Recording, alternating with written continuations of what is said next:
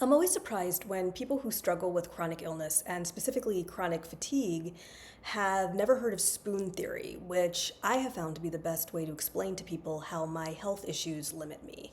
So, the idea is that everybody, no matter your health, your age, weight, gender, everybody gets the exact same number of spoons each day, let's say six. And these six spoons represent a unit of your personal energy. Now, someone without health or fatigue issues, they may only use one spoon to get up in the morning, to shower, blow out their hair, do their makeup, prepare and eat their breakfast, and drive to work. Maybe they use two spoons at work, so now they've used three.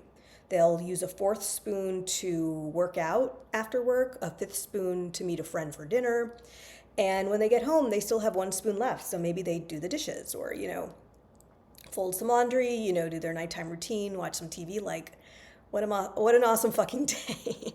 Because as someone with chronic fatigue, my spoon allocation looks very different.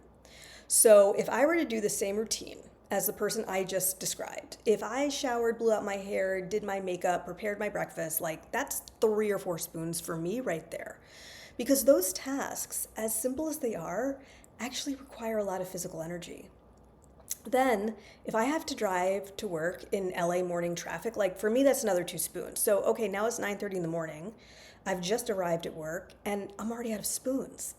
This is how millions of people live. Now, obviously, we know there are no quick cures for chronic illness or fatigue, but mapping out your days ahead of time, while being honest with yourself about your unique window of tolerance, meaning how many spoons do you actually need for each task, will at least help you manage the situation and hopefully prevent further burnout. So, for instance, when I was working TV post-production jobs for years, I would shower, wash my hair, but which was one spoon. Then I would skip the blowout, the makeup, skip the breakfast. I would just grab something on set. I would, bring some coffee from home. And for me, the commute would take 2 spoons. So now I'm at work.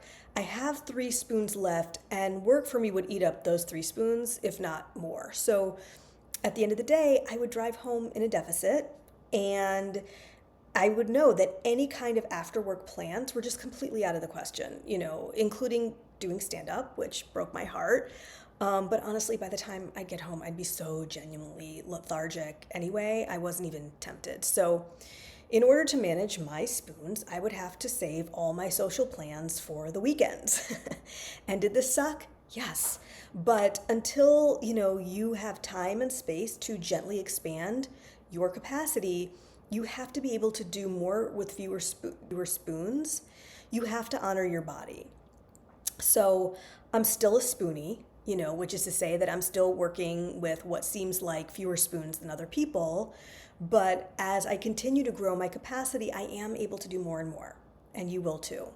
So if you or someone you know needs help navigating chronic illness, my information is in my bio.